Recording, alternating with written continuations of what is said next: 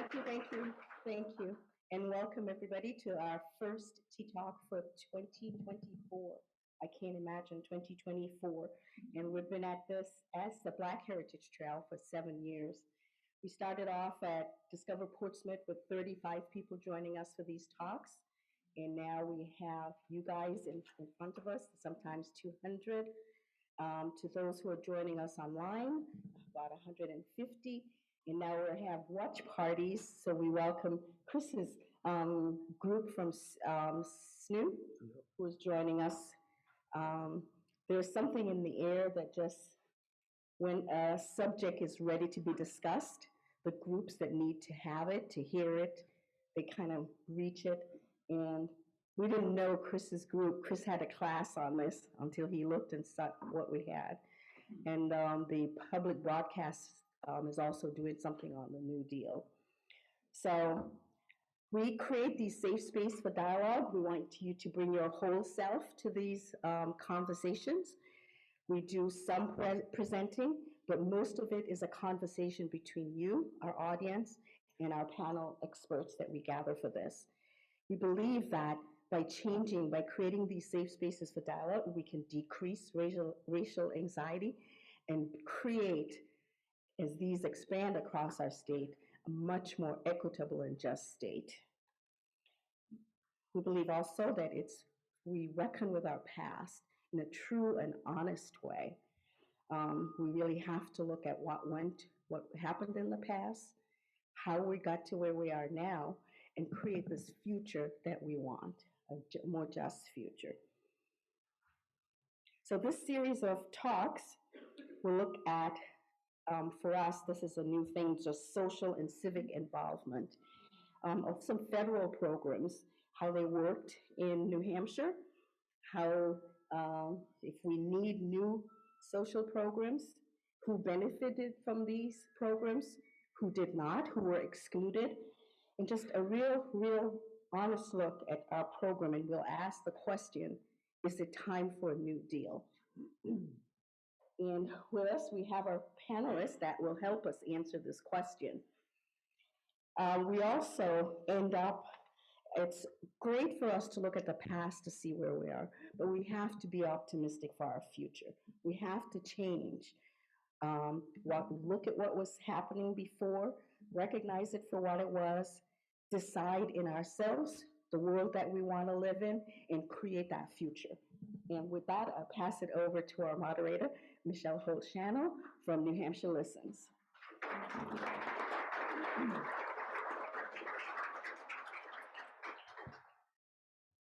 Thank you, Jerry Ann, and to the Black Heritage Trail of New Hampshire, whose years and years of work is broadening our hearts and minds. So thank you for all that great work.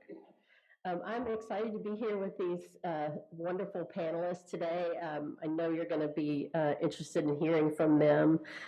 Jean Martin is the Executive Director of the New Hampshire Fiscal Policy Institute. How long have you been there, Jean? 12 months. Yeah. So, on the new end, yeah. Chris Matthews is a professor of global business and leadership at Southern New Hampshire University. How long have you been there? 12 years. All right. All right. I have a guess that this next number might be higher, but I'm not sure. No. Oh, goodness. Okay. And then Simon Delecta is Vice President of Community Engagement and Impact with the New Hampshire Charitable Foundation. 9 years. Okay. All right. Well, collective wisdom is big over there, so that's good. One of the things that I want to do first is just give us a little bit of a refresher about what it is we're talking about when we're talking about the New Deal and the Great Society. And so I'm going to ask for my slides to help us with that refresher. And then for all of you, just to think a little bit, like there's individual impacts to these policies and programs, and you might be able to say, oh yeah, you know, that one's impacting me directly, or my family benefited from that. And then there's these broad impacts, and I hope that we get to talk about both of those as we go through. So in the next slide, the New Deal and the Great Society. The New Deal was a series of programs and projects and reforms that were initiated by President Franklin D. Roosevelt in the 30s to address economic hardships after the Great Depression. And the Great Society was a set of domestic programs launched by President Lyndon B. Johnson in the 60s with the goal of eliminating poverty and racial injustice. Next slide. So parts of the New Deal, it was economic relief, it was infrastructure development, and Social Security. I actually was in a conversation with folks at the Carsey School this past week, and we asked ourselves, like, what is one of the, a policy that really made life, a thriving and healthy life possible? And many of you may have heard of Ken Johnson. He's a demographer. He goes, I can't think of anything bigger than Social Security. At the time, before Social Security, the people most likely to be in poverty were older adults. So that has shifted. And then the Great Society, the war on poverty, Medicaid and Medicare, and some educational initiatives, which hopefully we'll learn more about. But, it did increase a federal presence, across our country. There's this legacy of the programs, positive and negative, to talk about, and the social and economic changes that have taken place. And this next slide is packed, but I'll highlight a couple of things on there. Hey, just read that real quick. I think it's, a little bit of the details. So the New Deal, again, this came first. Economic relief in terms of jobs programs, the Fair Labor Standards Act. I'm not able to talk right now. I apologize. Social welfare, so the Social Security Act, and the political shifts, Democratic alignment. Black Americans began shifting their political allegiances toward the Democratic Party, and lots of details, hopefully, our panel will help enlighten us on. The Great Society added this civil rights legislation. It had ending racial inequities and economic challenges, both. Economic opportunities, the education programs providing federal funding to improve educational opportunities, especially in low-income areas and with significant Black populations. Healthcare access, community development, and the cultural impacts of the National Endowment for the Arts and the National Endowment for the Humanities, which were established, and also promoting Black and cultural expressions. So there's a lot in both of these, a lot of programs and a lot of social impacts, which hopefully we can dig into a little bit. Let's see, I think, is there one more slide? Okay, here we go. All right, so specifically, one of the things that we'll look at is how these programs fell short for African Americans. And sometimes it was, part of how it was written, and sometimes it was how it was implemented. That's when, our historically Black colleges and universities came about. So racial discrimination in the programs, limited inclusion in job programs, the redlining and housing discrimination that took place, a failure to address structural racism, and inadequate educational reforms. There were also these unintended consequences of welfare programs, limited economic empowerment, criminal justice disparities, and a lack of comprehensive civil rights legislation. So lots to unpack in the policy programs, intended and unintended, positive and negative. All right. So we are going to hear from each of our panelists. They'll each speak for about 10 minutes. And then we're going to open it up for your questions, folks online and in the room.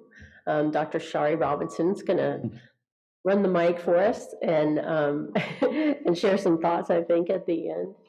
And I would like to kick us off and ask Jean Martin to start. Thank you so much, Michelle.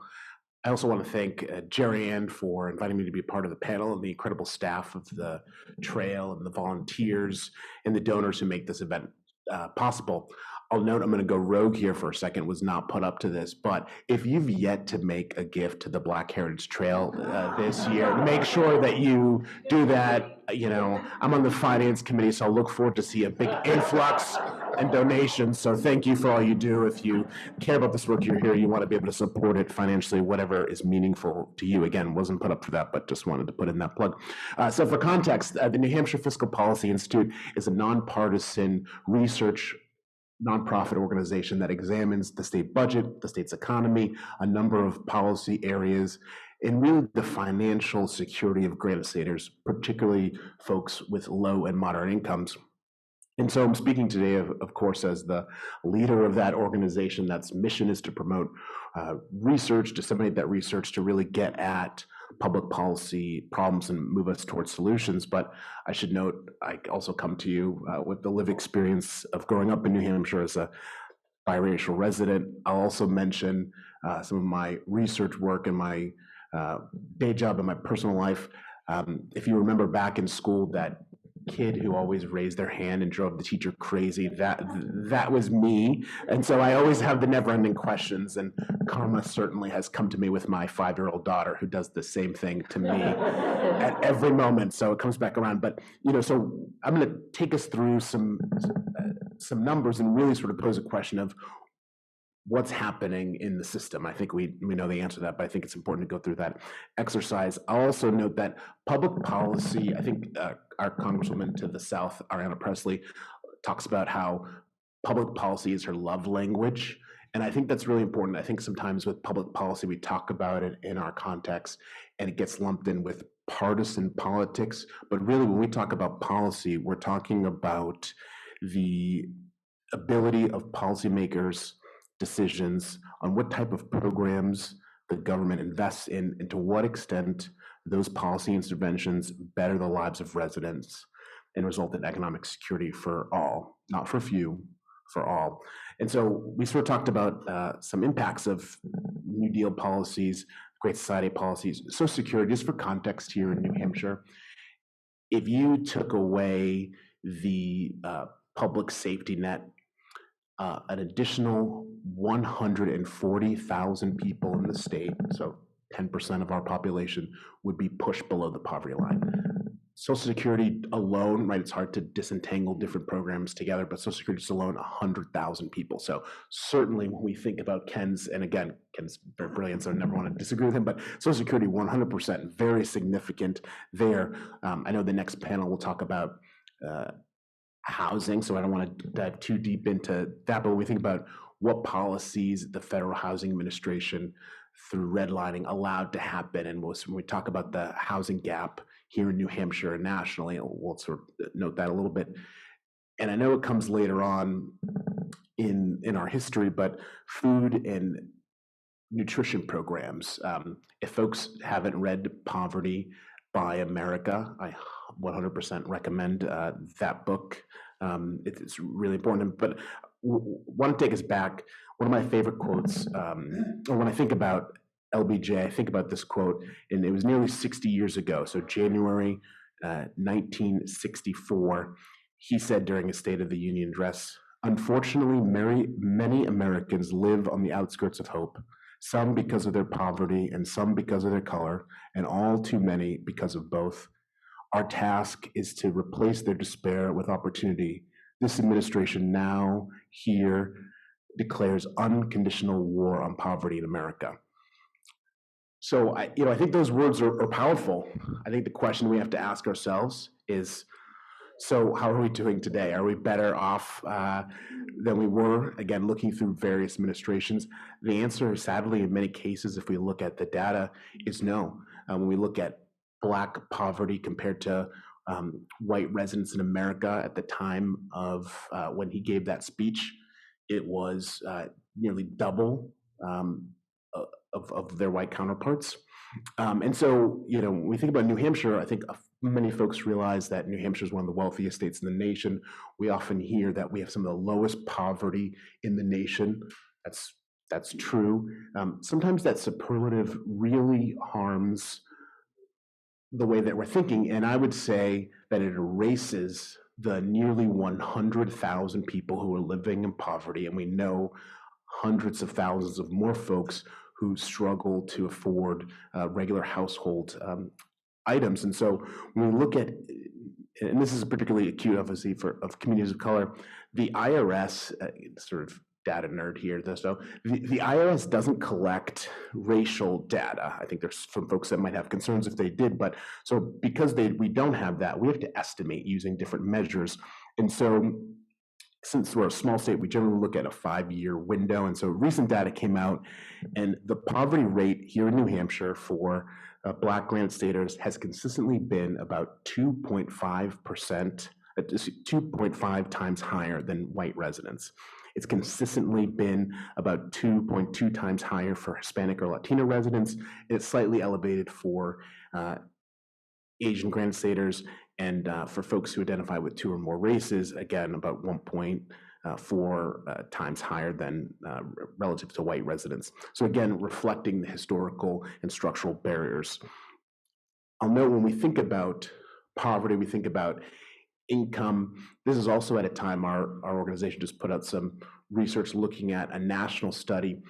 Here in New Hampshire, the lowest 20% of folks in income, so that's 35,000 below, roughly 1 in 6 folks here in the state fall into that bucket.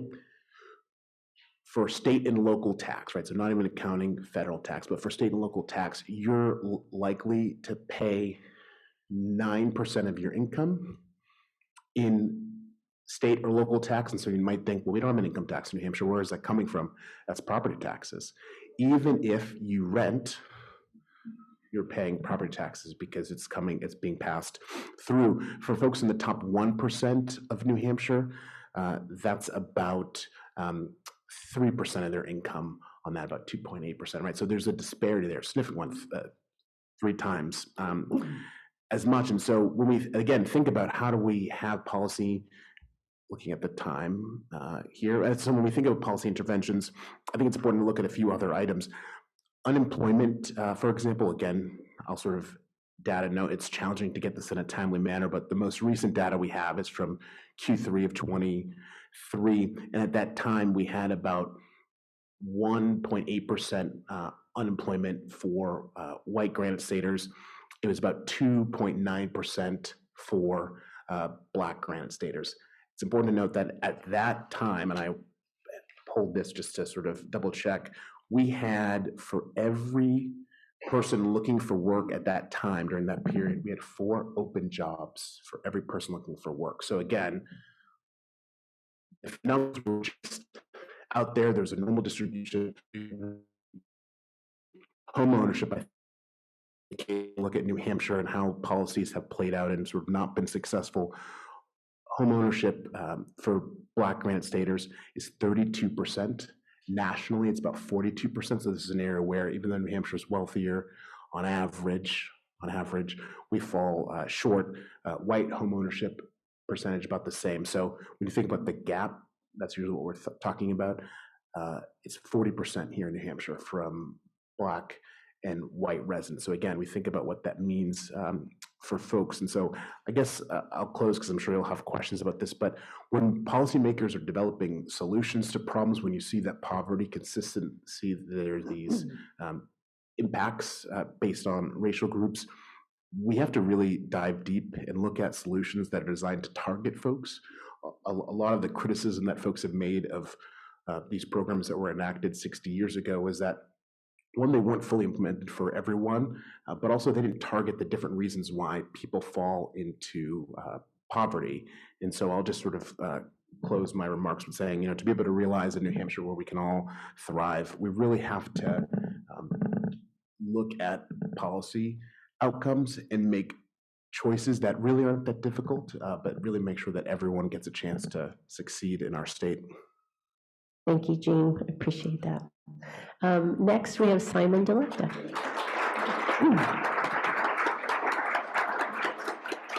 Hi, everyone. I'm going to talk briefly about how a lot of the services that were kind of seen as part of the New Deal and the Great Society are provided in New Hampshire, and that's through nonprofit organizations.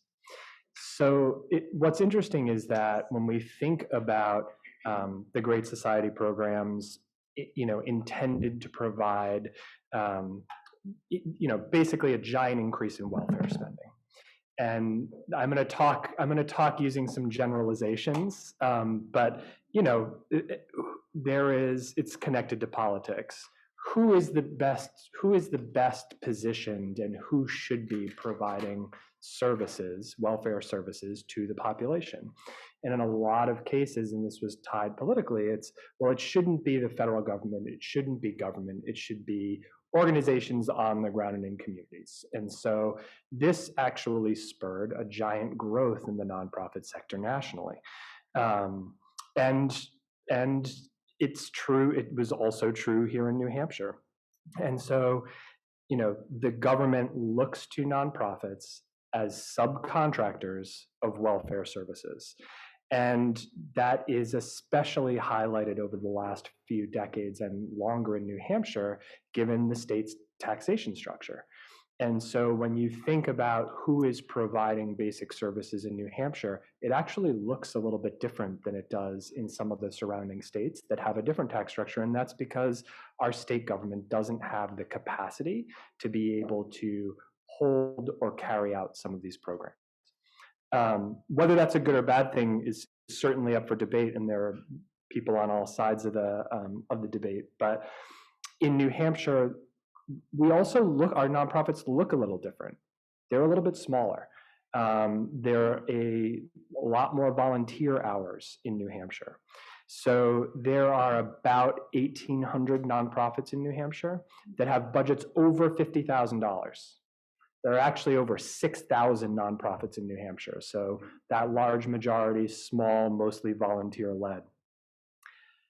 For today's purposes, we're going to focus on those providing health and human services, and that actually makes up 40% of the nonprofits in our state. And many of them are providing services to people as outlined in the vision for the Great Society's welfare programs. Now, most people think of nonprofits as relying on donations from individuals, and that is really important. And I'm going to come back to that at the end, because a lot of this is not only connected to taxation, it's also connected to wealth and capitalism. But 2/3 of the income for New Hampshire Health and Services organizations, nonprofits, is actually through state contracts. So those organizations receive 2/3 of their funding from the state to provide these services. As we think about what is the impact of that, what is the impact of nonprofits providing services to people as opposed to the government? Something that I often think about is that there are some perceptions about what nonprofits can do in terms of lobbying, right? Like who they can advocate for.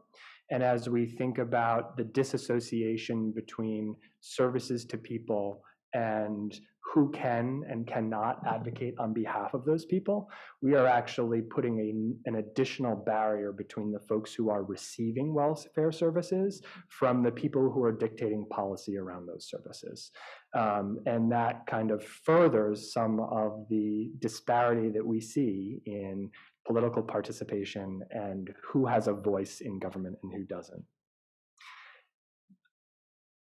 It's important to note that in the funding models for nonprofits, we talked about the importance of giving, right?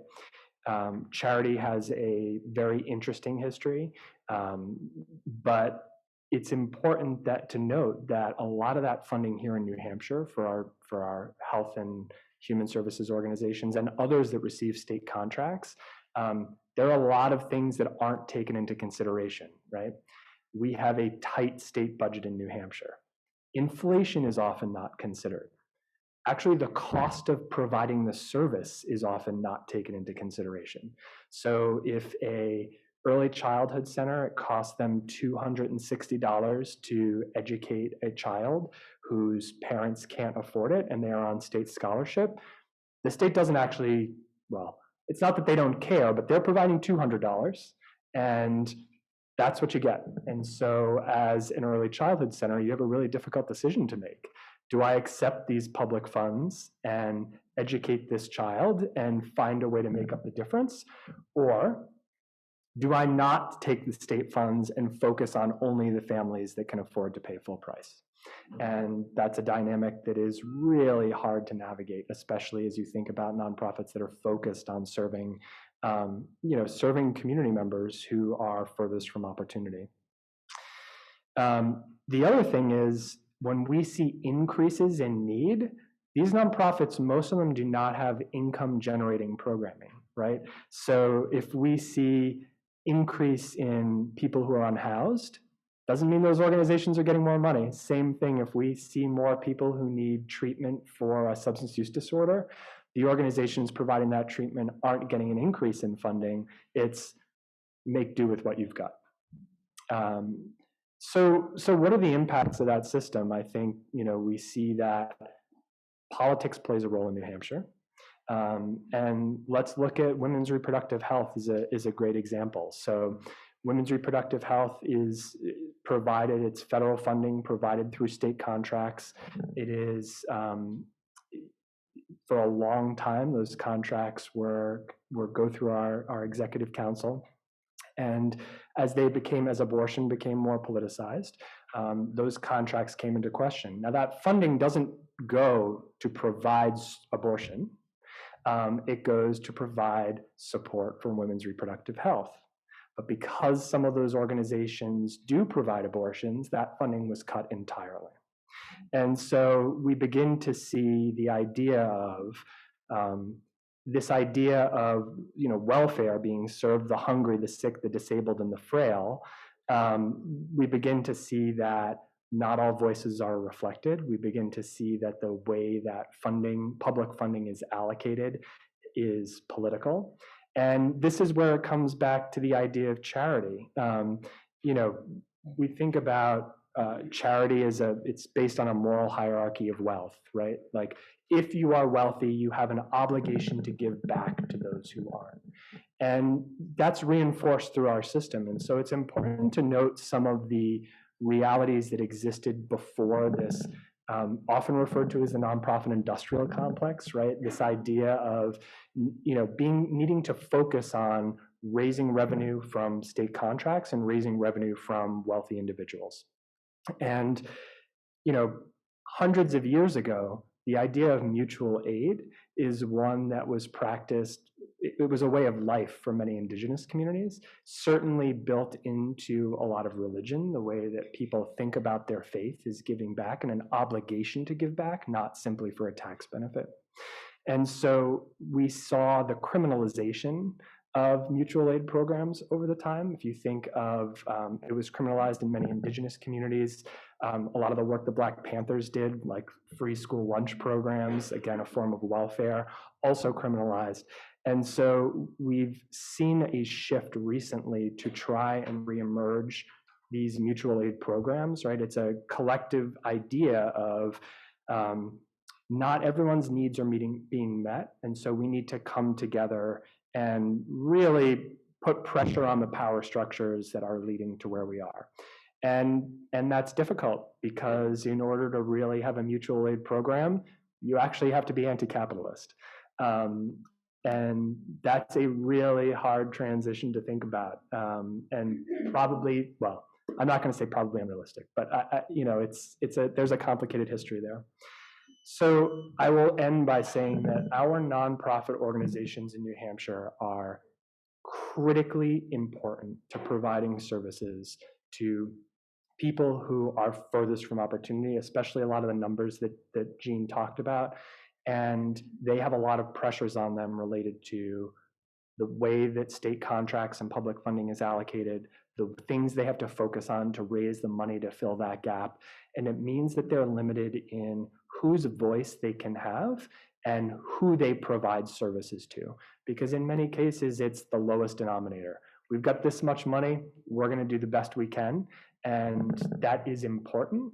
And it often doesn't reach community members who have, especially those who have faced historic marginalization, and especially those who are, Something's happening. hey, I'm glittery. I think that means it's my time. So I will stop there and pass it over to Chris. I think they were celebrating your wisdom, Simon. It's like, look at all of that.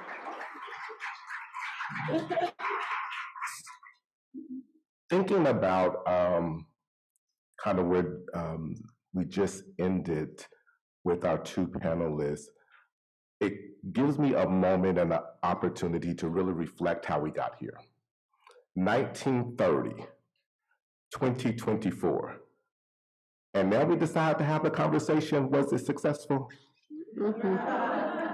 Did I miss something? Really, it took us 80 years and we're going to come together, the Portsmouth Public Library, and have this conversation. Did the shit work or not? When you look at the data, and there's plenty of data that really gives us this opportunity to have a complete picture of how these programs, although benefited millions of members of our society, unfortunately, were not successful, were not equitable, right? And the reason for that is because many times with these programs, we tend to think about equality, but we lose sight that equality cannot start unless we first have equity, right? So if we're putting programs together to really improve our economy, to create jobs, to better educate our youth, unless we really approach those problems through the lens of an equitable lens, those programs will be unsuccessful. So in my role teaching at the university, as I mentioned, been there for a little over 12 years now. I see the impact of these policies with the youth that are coming in.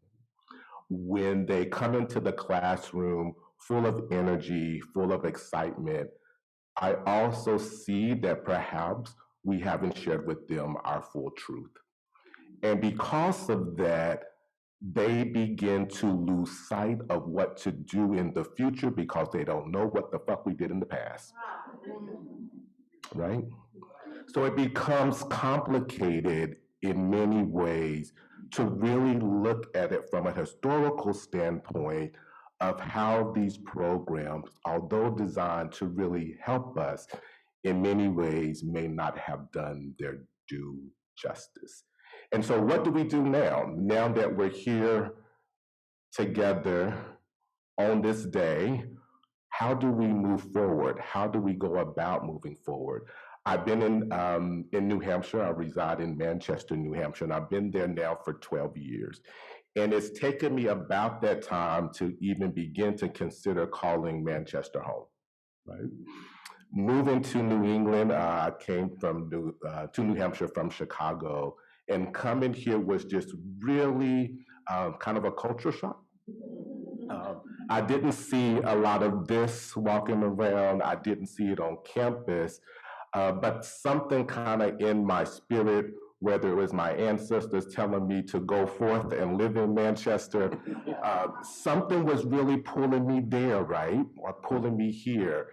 And when I got here, not that I was expecting to receive this warm welcome, but I was expecting to at least be welcomed, right? And so to come into a community that, as was shared with us, has access to resources. There's a lot of resources that our nonprofits have access to, that our foundations have access to, but all those resources really reaching the individuals in our communities that need those resources. One of the things that I've learned about living in here in New England is that you really need to know the right people. You have to know in order to get the resources that you need. I'll share a quick example with you. When I got my first promotion at the university, I thought I would treat myself and get a car. So I was watching television, and I see this advertisement for Lincoln, right? Lincoln's. And the actor that was in the commercial, real cool white guy, right? And I was like, that could be me, right? I want to drive a Lincoln just like that cool white guy. Like, that's going to be me. I go to my local Lincoln dealership on Webster Avenue and begin to realize that the moment I pulled in, and I was driving at that time, my parents used Hyundai Sonata, front wheel drive, not suitable for New England winters, but when you ain't got nothing, you do what you got to do. And so I got this promotion. I'm so excited. I got pre-approved at the credit union, ready to rock and roll and get in, and was really faced with this group of employees that really, for whatever reason, felt that I was not deserving of, right? And so I'm upset with this whole experience, and I'm a member of the Manchester YMCA. And I happen to be in the YMCA, and I'm, in the locker room after coming from the car dealership with no car. And just by happenstance, as I'm sharing my frustration, the owner of the dealership is right there. And I'm like, hi, right? Because at that awkward moment. And he was like, well, what would it take for my company for you to come back? And I was like, you know what? Thank you for the invitation, but at this moment, I don't know if I would even be comfortable having my oil changed. If you wouldn't take the $70,000 that I was willing to give you, you want me to come back for an oil change at $39.95? What type of service would I get then? But we continued the conversation, and he graciously enough allowed me to create a training program for his employees to really look at and explore how businesses in New Hampshire can become more inclusive. And I share that story with you just as to kind of give you this lens of understanding that we have the resources to solve these problems, but I don't think you're ready to solve them. Right? Because you already know the answer. Like I tell my students, you know what you need to do before you came in class with me, right? The question then becomes, as a community, as residents of the wonderful live free or die state, do we really want to make these changes happen? Do we really want to make it happen? Because each of us individually, we know what it would take to actually begin to move forward. However, the work needs to start yesterday, and the work is hard work. And the crazy thing about it is that when you're doing this work, and excuse the kind of profanity, I can see Jerry like looking at me, right? In order to do this work, you're going to have to touch the shit. And many of us don't want to touch the shit, and therefore we're going to kind of just say back and like, oh, well, state legislators deal with it. We're going to let this amendment come in, handle public education, access to public education. We're going to let this entity deal with homelessness in our community so that we don't have to touch that shit, right? But unless we touch it, the work will not get done. And so my challenge to myself and to all of us as we kind of figure it out and move forward in the work that we're doing is to really be willing to just touch it, right? To recognize our vulnerability, to recognize that at times the work that needs to be done, whether we want to physically do it or not, we may have the resources that will allow others on our behalf to get it done. So I'm going to kind of close there because I wasn't watching my time. You're good. You're good. Okay.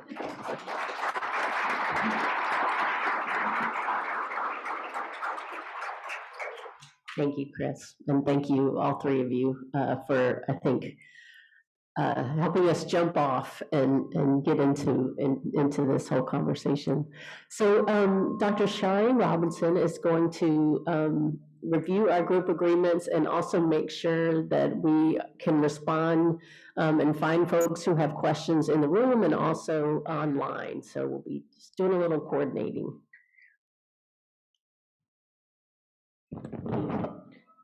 Thank you, Michelle. Thank you, our amazing panelists.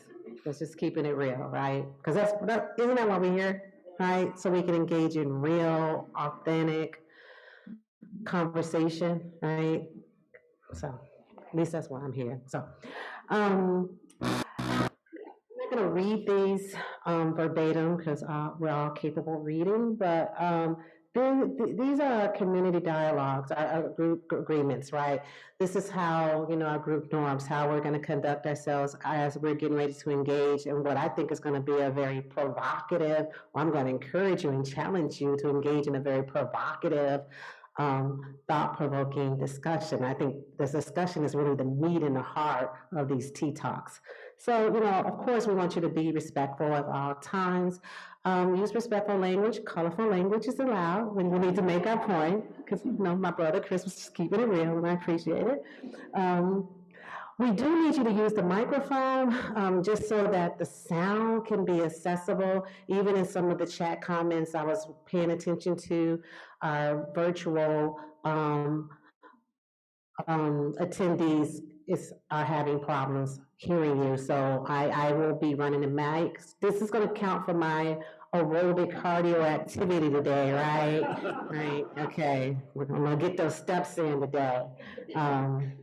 Listen generously and learn. So lean in to listen, but also, engage in active listening and be mindful that if you've had a comment, make sure that your other fellow participants will also be able to respond as well. I think that's also being generous in our listening. Please don't interrupt. I'm going to say that to me because sometimes we get so caught up in ooh, that's so good. I got a comment. And then we talk over each other. So let's be mindful and conscientious of not doing that. Share airtime. Be crisp with your questions. Okay. So we can't do the 3-4 prong, questions. We just can't do that. Get your question out succinctly and then let's keep this moving because the more people can engage and comment, the better, right? Be mindful that good intentions can still have harmful impact. So we might have some ouch moments, as Chris said, one of the reasons why some of us are not willing to engage in this because we're not willing to touch the shit, right? So, nobody wants to do that. That's yucky, that's pooey, right? Okay, and then honor confidentiality. You're going to walk away hopefully feeling really excited and like I say, because we're going to have a thought-provocative program today.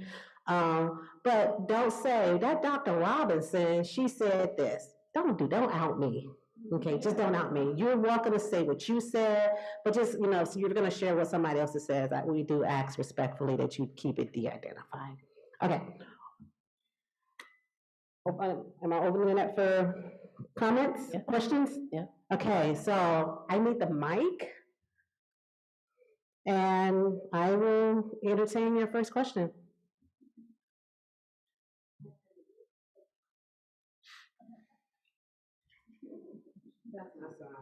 We may have questions coming from online as well, so you can let us know. Okay. When you have those. Thank you all. This was extremely interesting. This question is for whoever wants to answer it. The Great Society and New Deal program.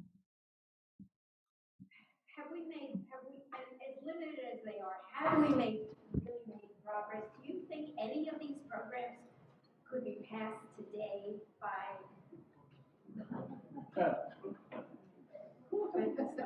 Yes. Okay. This program is for anybody. The Great Society and the New Deal programs that were passed years ago. I'm just wondering if anybody thinks, first of all, that they could be possibly passed today, and if, as limited as they are, if you think we've really made a lot of progress, and are we in trouble in the future because the political situations we're facing today. Who would like to jump in and take that?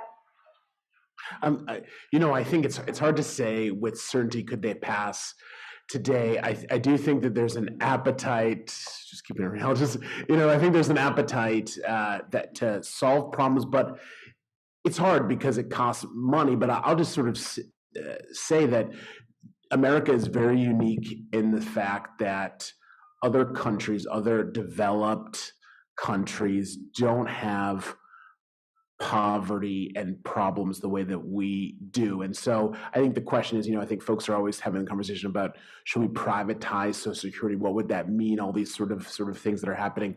But I think it's challenging to say at the time that these programs are passed, there were significant majorities in the Congress by a particular party. It's unlikely that's going to happen again. So it's hard to say. My thought is probably they could not be enacted today in the same sort of level. Can someone speak to like the long arc of progress? Like, has there been some or not in terms of that part of the question? Yeah, thank you for that question. I think that's very insightful.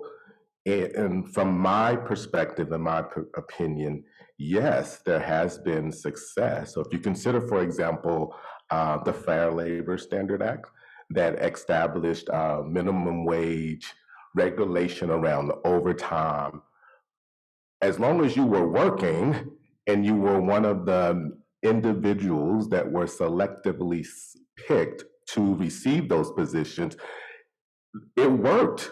Like we can see today the benefits of that. More holistically, though, if you are not part of that in group, so one of the things that came out of the New Deal was the right for employees to collective bargaining, to get together and form unions. That further isolated those marginalized employees that, for whatever reason, were not deemed qualified to hold certain positions. And it also gave individuals that were able to be part of those unions the opportunity to kind of keep that information to themselves. So when I talked about earlier about New Hampshire, you need to know who has access to those resources. One of the downsides of having these collective bargaining unions is that it unintentionally perhaps isolated those individuals that were outside that did not have those qualifications to join those unions. But if you were in it, you saw the benefits, you were able to reap those benefits. And so from that vantage point, the programs were very successful, predominantly for white Americans. I would just add that, one example recently is the child tax credit, where, mothers in particular were essentially given money to help themselves, right? And I think we have seen the data shows that giving money directly to people and empowering them to make the decisions that work for them, it works. But I don't think there's a lot of debate around that. Well, there's debate around it, but the data shows that it works. I think there are a lot of inherent questions in that, though, that relate to our form of taxation, who is able to access those benefits, and it goes back to Chris, what you were saying a little bit around who is able to easily access those benefits. And we then encounter some of the same problems that we've talked about the whole time around, generally benefits white families more than it does black families.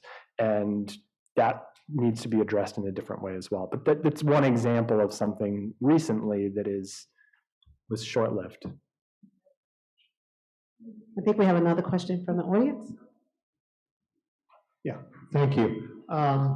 It's as someone who has lived in Europe for 17 years or so, one thing that strikes me very much as a big difference, and I think it was mentioned by the nonprofit sector, is that the national government and our state government has outsourced social services to private and nonprofit organizations. In other countries, that doesn't happen. It's the obligation of the government to provide that service. and therefore everybody has the same right to get it, regardless of income, regardless of whatever status they have. It's uniquely American, I think, that everything is being privatized and monetized. You know, whether it's education or healthcare, everything is a for-profit business.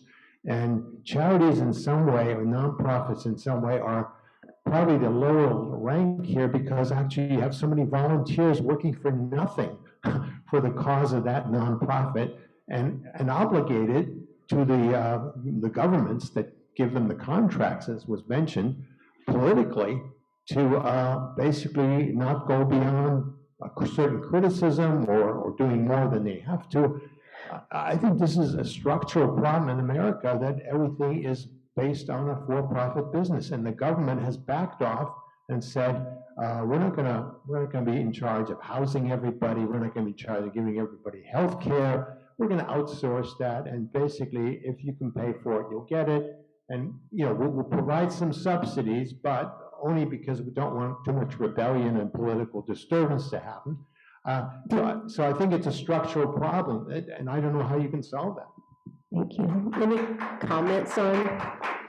I would just add that what's concerning around this is the dropping trust of the general public in nonprofit organizations. So there has been a concerning drop in the attitudes of the general public about nonprofit institutions. Certainly it's the lowest it's ever been around government, and we're seeing that fall around nonprofits too. So generally you see a lack of trust in government.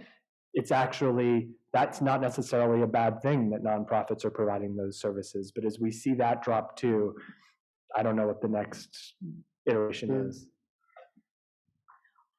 We're going to take a question from our virtual audience. Okay. This is a question from the chat.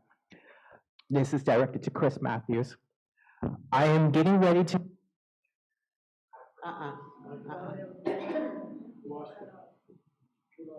Okay, I'm getting steps.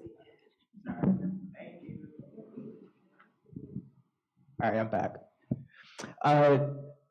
I'm getting ready to move to New Hampshire as a Black person in a few months. My biggest concern is what you went through. What is the best way to touch the ship to get involved in making a change?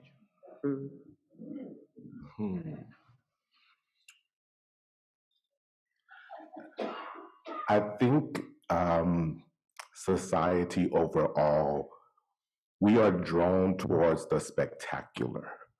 We are drawn towards the fire, and many times fail to look at the kindling. So I'm from Chicago, as I said, but my family is from Strawberry Plains, Tennessee. So I know a lot about kindling and collecting wood so that my grandmother could cook for us on the wood burning stove that was in the kitchen that she had. And so my recommendation moving to New Hampshire is not to be sidetracked by the spectacular, but pay attention to the kindling. Look at those in your community that are willing to be your allies. Be able to create for yourself a network so that when the fire is really intense, you know who to call to get the water, right? And so many times when you're coming into, at least in my experience moving to New England, I felt very isolated because even in my neighborhood, not that I wanted to be buddy-buddy with my neighbors, but I was like, can they at least say hello to me? Like, I see you looking out at me at your window when I go in my car driving to work. So I know every morning you're going to get up, you having your cup of coffee, and I'm like, can you just wave at me? Right? And it happened like even in my own department where I work at the institution, at the university, I can count on one hand the number of times I have been invited to their homes. Not like I want to hang out with them, right? It's not like I want to be your friend per se, but I've always extended the invitation for them to come to my home, to be part of my community.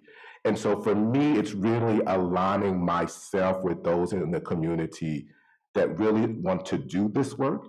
And it can be frustrating. So coming to New Hampshire, I would definitely recommend it, but also just surround yourself by those that you feel can truly support you and get to know your kindling. Thank you, Chris. Hello, I've got a fairly short question, which is for Mr. Delecta. You said there were, I think you said, about 6,000 nonprofits in the state, and about less than a third of them are of substantial financial basis. However, can you have any idea of the percentage or the number that goes into, that raises money for racial justice and basic human needs, since I understand nonprofits also include Sierra Club, et cetera, et cetera? That's one question.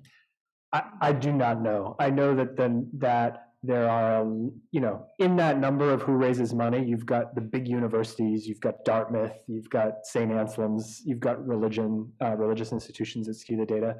The New Hampshire Center for Nonprofits is a great resource. I'm not sure their data breaks down to that level, but. Just by name, you don't know how many might be actually serving needs of underserved people. I don't. The New Hampshire Charitable Foundation, where I work, we certainly track that data in our grant system of who is applying to the foundation for money, who are the organizations that we're hearing about and need to go out and work in community with. I do not have those numbers on the top of my head, though. I need to be equitable and get a question from this side of the room. Thank you. Thank you for your presentation. I've been involved in many things in my life, and I learned about poverty by working in Baltimore, Maryland, and then in West Virginia and in Appalachia. And here it is, 2024, and the issues and the things that are going on are still pretty much the same in many ways. I would like to know if we're ever going to be able to, our country is divided right now. I think we're very divided. And I wonder how we can get our leaders and our elected officials to come together and listen to the people, and also find out what the important what changes are truly needed, not just in New Hampshire, but in our whole country. And I'm always having that question. And I want to know what you think is, how do we get these people? And the Republicans and the Democrats, they are not too much together right now, and I could give you a number of examples of things that are critical. But what's your response to how to get these folks to come together? Yeah. I think it was James Baldwin who said that we invent hope daily. So I think we have to sort of have that. But I think if folks have to get involved, the benefit of the New Hampshire process, having worked in state government, is that we have the largest number of state elected officials. And so, and I'll say the benefit of that is they really don't, we don't lobby as an organization, but from my background here is that they really don't hear from normal people on a regular basis outside of a form email. So if you see someone in the Market Basket or Hannaford and you talk about these issues, that really impacts your state senator, your local elected official. And so, I always encourage people to be civically involved and engaged and have folks hear from you, because unlike members of Congress, your state representative, I have 5 of them in Manchester for some reason, the way that we create our system, but to really hear from them and talk to them and push those issues, because we can solve these problems. Public policy does work if you design it in a targeted way. And so I think, we have to be hopeful and not give up the faith, but I certainly think that we have to have this dialogue, because I don't think our elected officials, I never heard working in the state Senate, what are we going to do about child poverty in New Hampshire? I certainly never heard we should do something about Black child poverty in New Hampshire. So I think it's us raising those issues to folks and really pushing them to provide solutions. Did anybody else, other panelists want to? Yeah, just to add on quickly, I think one thing to also be very cognizant about is that as a whole, America still has not addressed slavery. And so until we can do that, these problems will continue. Okay, I'm gonna take another question from the chat. So this is for any of the speakers. Please share what do you think about reparations for Black Americans who are descendants from enslaved ancestors and how we can make it happen. Who would like to take that one? I can jump in. There's examples in other countries where reparations has happened and been successful. America doesn't want that to take place. I am still waiting for my 40 acres and a mule, right? And it was promised to me. It was promised.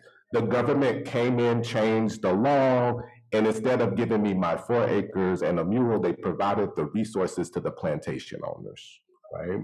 So reparations can actually take place when we're ready to make it happen and take place. And I was a couple of years ago in Amsterdam. And when I was there at the museum there, it had an exhibit of the reparation process that took place to individuals that were impacted with the Nazi regime and everything. And when you could physically see how they dispersed the money and how in black and white, it was right there for all the public to view these policies and to say openly, this is what we did to address these wrongs as a country. And it's just a part of their conversation and dialogue. We're not there. We're not there. And I don't think we want to be there, which is why we're talking about the New Deal in 2024. Is anyone surprised? Right? Do we really want the reparations to take place? That's equity. If we had figured that shit out at the beginning, we wouldn't be here now. We have a question from back here. I think I heard Simon earlier mention capitalism in passing, so I'd like to ask the three of you. What role does capitalism play in addressing the problems we're discussing today? Are each of the three of you, to what extent are you believers in capitalism? I did mention capitalism. Hard balls for Maureen. You know, I think it's hard to, I do think it's hard to generalize. I think that capitalism creates a system that reinforces the wealthy having power and those who are not wealthy being disempowered. I think that's true. Whether or not there is an easy replacement or even a replacement that works, it's not something I've studied and not something that I know enough about. That being said, I think that when we even look at philanthropy, which is, you know, the professional lens that I come with,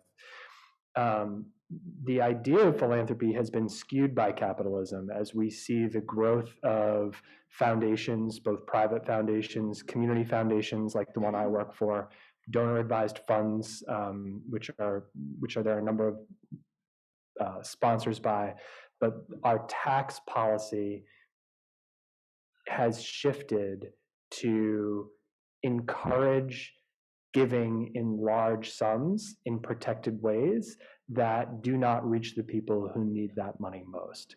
And so it is the obligation of the field of philanthropy to re-examine itself and reapproach the way that it works. There are some really difficult conversations to be had there, right? Like, this is something that we actually talk about at the New Hampshire Charitable Foundation. It's like, and we've got a business model, right? We're also a business. And so how do you rectify those things? And I don't think that there's an easy answer, but capitalism certainly reinforces all of the different things that we're talking about, and it reinforces policy, and it reinforces a lot of the problems that we see, especially around, you know, who is reached and who is not. Jean, when you talk a little bit about Reaganomics and Bidenomics, not in the, but just like the general gist of. Yeah, I think I think when I heard your question, I thought about what do we as the country, what do policymakers prioritize? And I think the question is, we provide service to folks. For example, if you're a homeowner, you still itemize your taxes, which that's not as prevalent anymore, but you have a tax deduction you could take for that. We incentivize lots of things. If you have a family member who is struggling because maybe if their spouse died, and you give that person money, if you have the resources to do that, you don't get a tax benefit for that. So if you shift your profits overseas to a foreign country, you're benefited by not paying the New Hampshire business and profits tax, which is how we fund government for the most part here in New Hampshire. And so I think it's all about what are the questions that we have. So different administrations have different priorities. Simon talked about the child tax credit, the refund. It actually money went to someone who has 2 kids. It was really odd to get a check every month, but I'll tell you that really helped us. It helped other folks, and you saw child poverty cut in half because of that, and you've seen it go up because that policy there. So our policy choices really matter. And so whatever administration it is, I just sort of think about it. Who are we incentivizing? We're spending tax money on deductions or cuts, and really it's who does that benefit? Is it the 1% of society, or is it sort of the rest of us? So I would just add that capitalism doesn't mean there can't be a redistribution of wealth around reparations specifically. We as a country can afford reparations. And so, whether that's something that can be done locally through philanthropy or through local government, or needs to be done at the federal level so that it's equal across the entire history, it's something we can afford because of capitalism and should do. Hi, this question is addressed to you, Simon. I was taking note of, we're talking about 6,000 nonprofits, give or take, in New Hampshire. Of the vast majority are very, very small, providing programs and services. Because they're so small and they're in the trenches every day, they don't necessarily have the capacity to fundraise, to work with other nonprofits. And I'm seeing that more and more. And when you look at sexual assault, domestic violence, food insecurity, housing, how do we in this state bring those organizations together to have a larger conversation? And how do we get the funders on board to look at that as well, where we're able to be better together? Because what I'm also seeing is more funders are also being very strategic in how they're defining their funding, which in some ways is a good idea, but also can have a negative impact on those needing, those nonprofit organizations. So I just don't know if smaller nonprofits have the opportunity to come out of the trenches day in and day out to try to have that larger conversation. And I wonder how we could facilitate that better. Thanks, Karen. That's a big question. What I'll say is that as we think about how can resources benefit people who need those resources in order to thrive, there are lots of nonprofits doing a whole range of things. And if you are general, you are not going to reach those people who really need help, right? Or who have not actually seen anyone want to help them. And so there needs to be a reckoning around how are organizations thinking and focused, who are they focused on? And it's the obligation of both philanthropy and the nonprofit sector together to think about how are we structured to best serve all community members. And that's not exactly happening. And it's part of the reason it's not happening is for the reason that you mentioned, right? There's a lot of disaggregation. There's a lot of people who are just giving their time, just like there are a lot of really incredible philanthropists in New Hampshire who are helping important organizations serving people. And so finding space like, the New Hampshire Fiscal Policy Institute, Jean's organization, provides a lot of data, a lot of good information. And so thinking about how best to do that, I don't have a good answer to, but the genesis of your question is right. Those are the types of things that we as a sector should be thinking about. I have a question here. Hello, Henry Smith from Newmarket. In terms of funding from the state to help fund better funding for nonprofit contracts with the state and other anti-poverty programs, in your view, what are the chances of the state raising the poverty level minimum wage? And number two, maybe with divine intervention of passing a state income tax.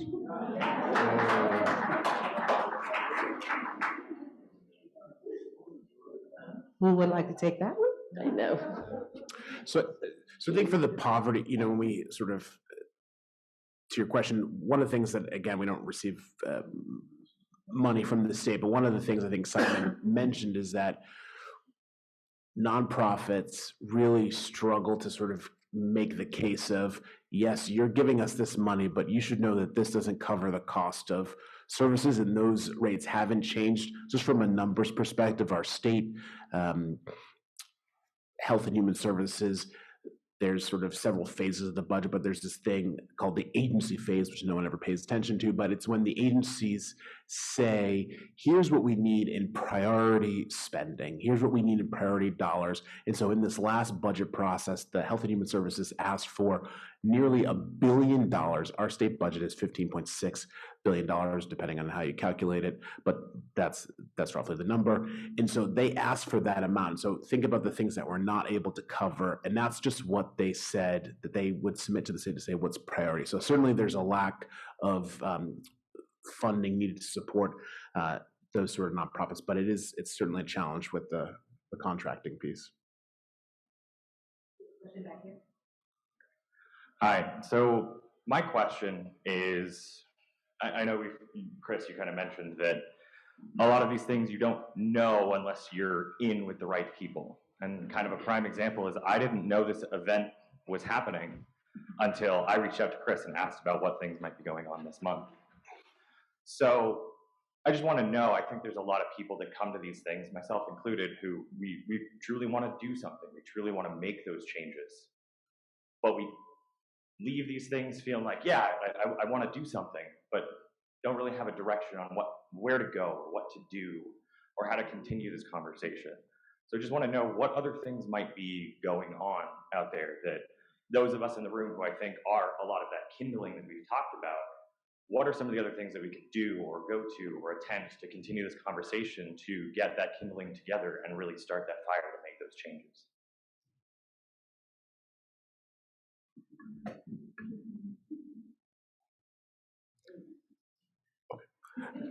Thank you. Thank you for that. I was actually thinking of an example. So one of my roles at the university, I'm the director of Project AIM, which is Achieving Independence and Mobility. It's our initiative to provide incarcerated learners a pathway to get a bachelor's degree. When I started the work, I realized that there were resources available, but no one was communicating to anyone else. So one of the first things I did was to convene just a group of individuals from our state that just wanted to talk about the issue. And we call it our work group. It's the New Hampshire Higher Ed and Prison Work Group. It meets the third Tuesday of every month virtually, just to get our community members together in the room and have a conversation related to programs and services that are provided, made available by the state, that individuals upon release can have access to. So that's just one particular example. I think it really requires individually for us to kind of maybe even contact our neighbors and say, hey, we need to go back to like the old school days when you get around in your grandmama's house and all the community members are there and the neighbors are there and you're talking about particular issues of concerns that are impacting your community. That's where we need to go. So Trevor, go out to your home right? Get your friends, your aunties, your cousins, your sister's boyfriend, whatever the case may be, and say, hey, we're gonna have some community dialogue going on in my home today, because I want to do more as a resident here in New Hampshire. And I think once we get to that individual level and we begin to kind of see the impact that individually we can have, that collectively together, that work and that change will actually start taking place.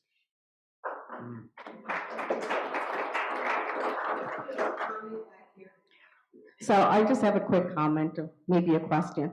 So Chris, when we do these talks, I'm always surprised when people talk about where they're from. And you talked about coming from Tennessee and cooking on a wood stove. I'm from Jamaica, where they do that in the country, not in the city. And our country here is a $27.97 trillion GDP. How come we can't have equity? I think that was more than a statement, but thank you. Any of the panelists like to respond? I would like to, so before Chris does, which is just to say, I mean, I think you said it earlier, which is we are not remembering our history, and we haven't faced it. I actually met a few weeks ago with the folks at the German embassy, and the first thing that they said was they talked about their history. They talked about, that there was this gap of like 15, 20 years after the war, where they weren't sure they were going to tip to remembering, right, and facing and grappling with that history. But compared to the U.S., I mean, it's a whole different ballgame. And this person said, I was so surprised that people in the United States didn't talk about slavery. That from someone who came from Germany and had to face the Holocaust, So it's I think remembering and us, especially the white folks in the room, just like we haven't learned the history really very well, and it's something that we have to do.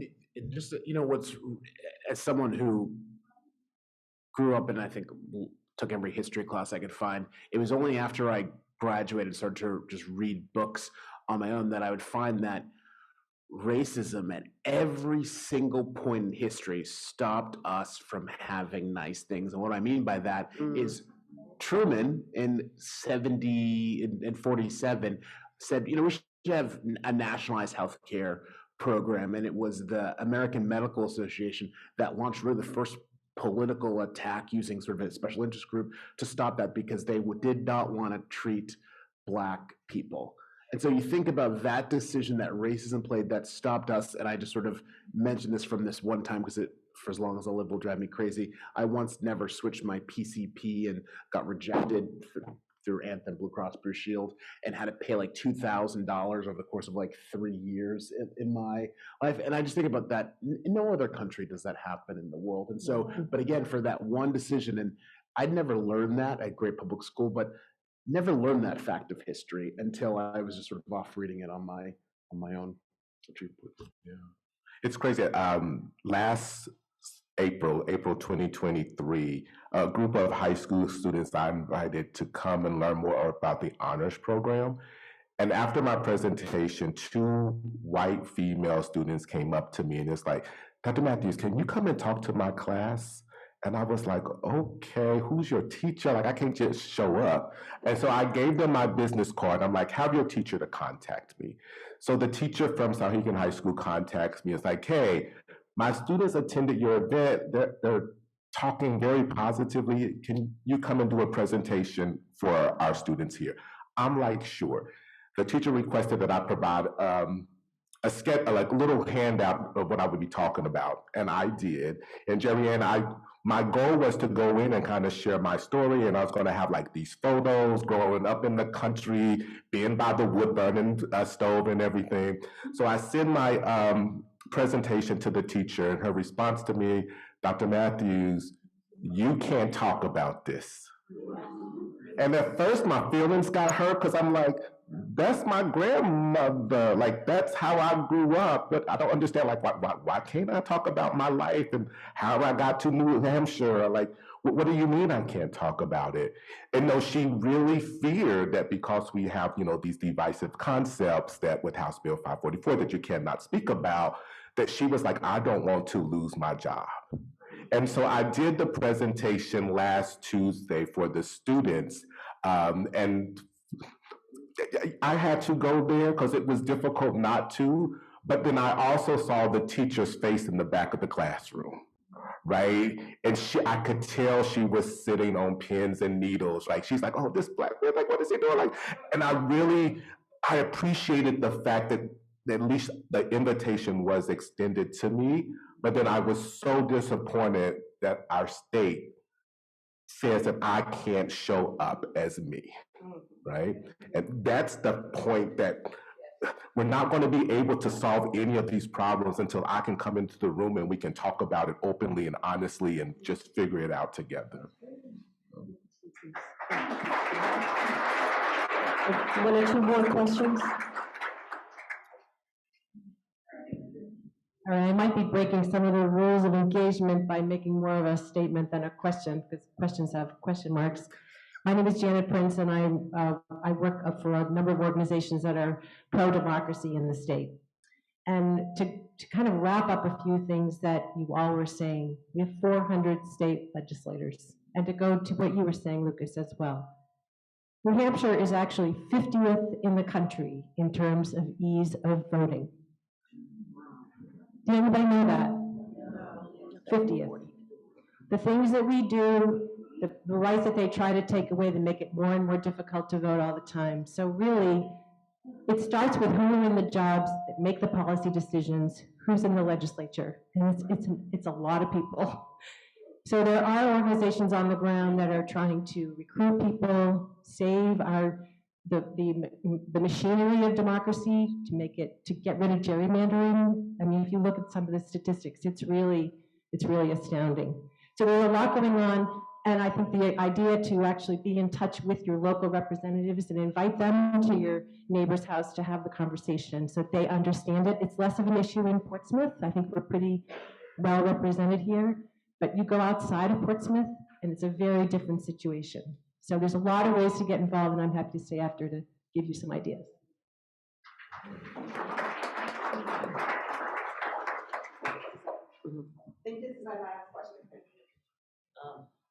My question is, it's also part of a comment related to the fact that we do have the divisive concepts bill, and it makes it hard for public education to deal with that. So I have a couple of things.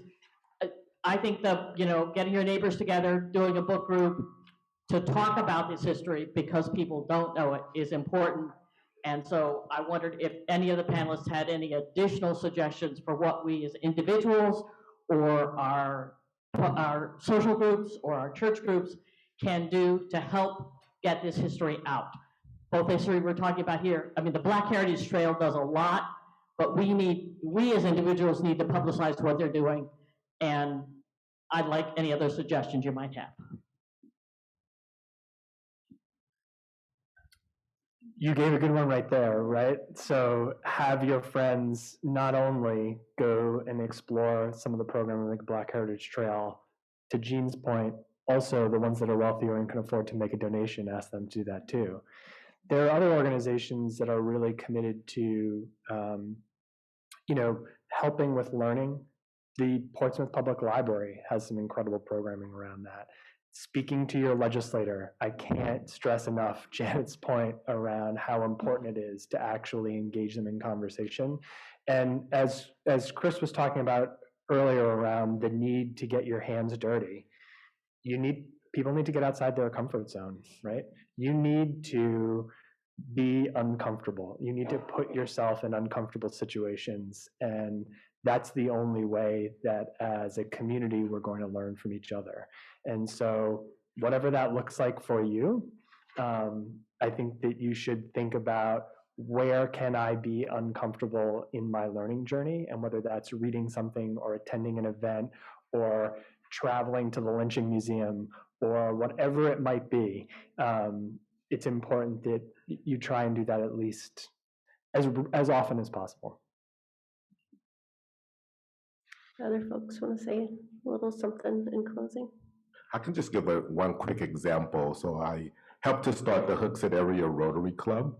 And if you're familiar with the Rotary Club, has lots of resources available, right? One of the things that we did at our club was to implement on the last Tuesday of every month a brave space conversation, where Rotary Club members will just come together and have a conversation related to racism and how we got to where we are today. The majority of the members of the Hooksett Area Rotary Club are older white people, right? And to see them in this space having these challenging conversations.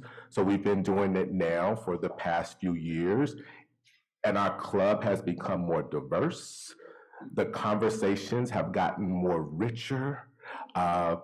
And everyone's benefiting, right? But they had to do the work. And those first few Brave Space conversations, they were hard. They were hard. I'm like, I don't know if these white people are gonna come back. Like, they're all about service before self.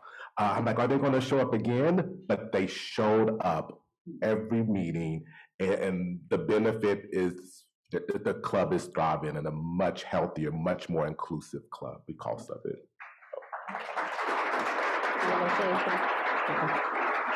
I have one thing, if I can jump in, since I run a statewide organization that's focused on dialogue to change. Get involved locally. When everything feels divided and on fire federally and statewide, when neighbors talk to neighbors, it can be the most impactful. And there are lots of resources. You can certainly reach us at New Hampshire Listens, but there's also a website called Living Room Conversations. Then they have really simple discussion guides that they're very easy to use on all kinds of topics. So think about that with your book clubs and your living room conversations. Sorry. Well, I have the honor and pleasure of closing this out. First, can we just give it up to this amazing panel and moderator?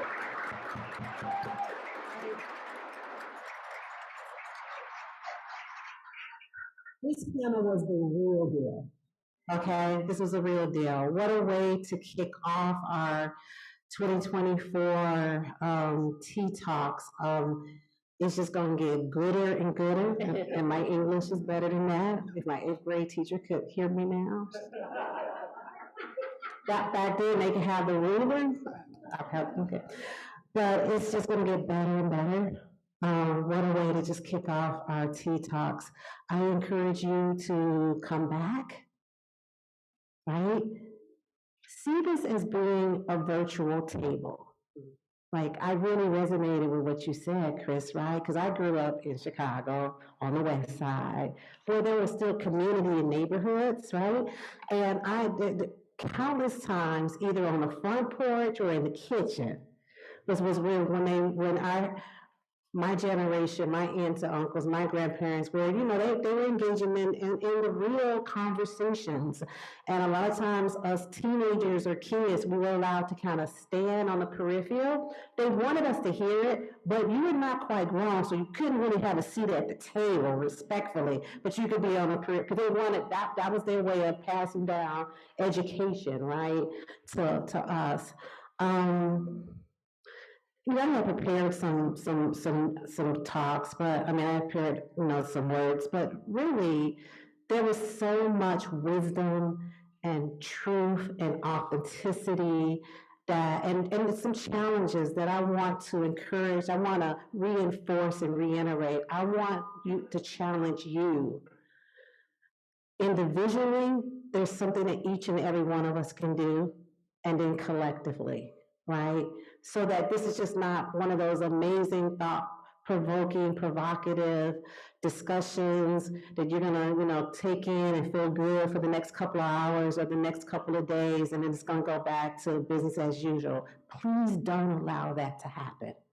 That's my challenge. Please don't take this in and do something with this, okay? I also wanna acknowledge our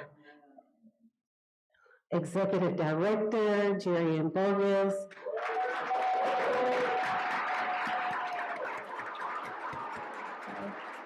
give honor to who honor is due, and her amazing, competent, capable staff over here for holding down the technology. And our amazing volunteers, because it takes a village to do a program like this and to do it with excellence. Okay. Well, I think I'm supposed to announce the next amazing Tea Talk. I'm just gonna speak that prophetically because I come from church on Sundays. Okay.